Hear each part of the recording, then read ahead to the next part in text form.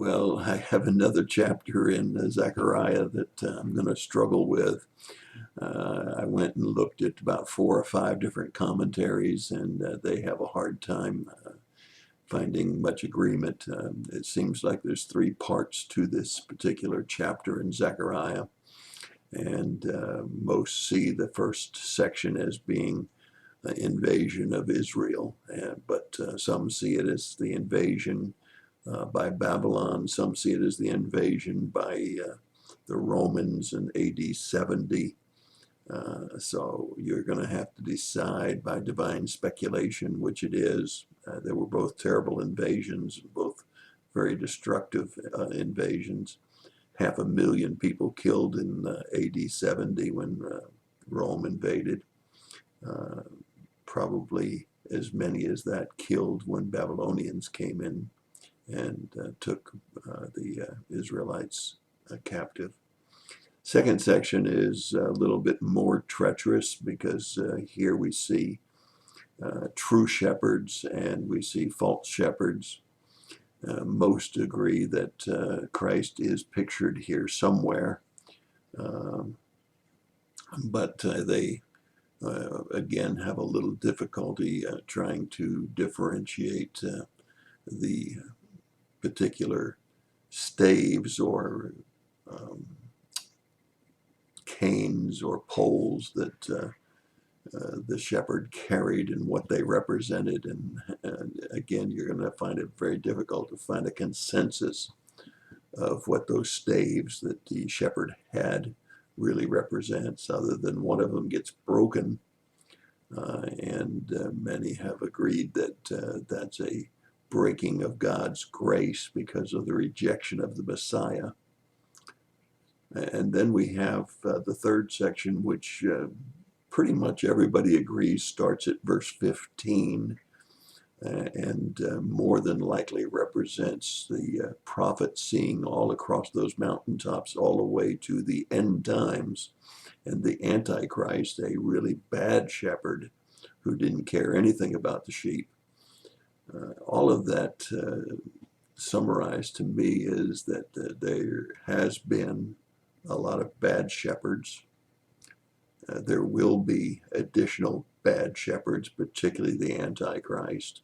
There was only one good shepherd, and his name was Jesus, and he came to his own, and his own received him not.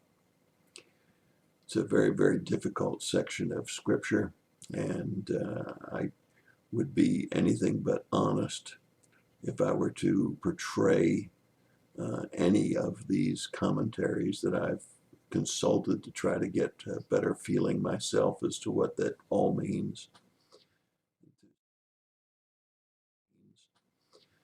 To say that I have a definite handle on this section of Scripture, other than it's very quite clear to me that Zechariah did see across the mountaintops, and he did see good shepherds and bad shepherds. And he did see people that cared about the nation of Israel and people that didn't care about the nation of Israel. And that the nation of Israel has been attacked more than once with great devastation, and usually because the people had forgotten about God, had wandered off in their own sinful disobedience, rebelling against God's rules and regulations. And the consequences that were brought about were their own consequences, brought on by themselves. At that point, you have to sit back and say, is that where America is today? Is all that we're going through, is everything that's happening in America today a fairly direct result of the fact that America has lost its direction? Lost its direction in justice and fairness, lost its direction in morality and integrity, lost its direction in everything that we're doing. Oh, there's always a remnant of God's people that want fairness and justice and equality. There's always a remnant of people who want to follow God's ethics and moral standards. But it seems like we're becoming more and more of a minority. So I just challenge you to read chapter 11 of Zechariah. Read some commentaries by some good writers. I read John Phillips. I read Matthew Henry. I read Wesley.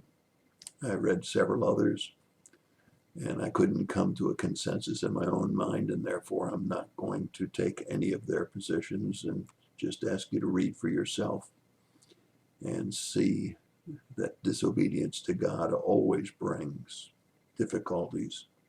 Good shepherds always abuse the sheep.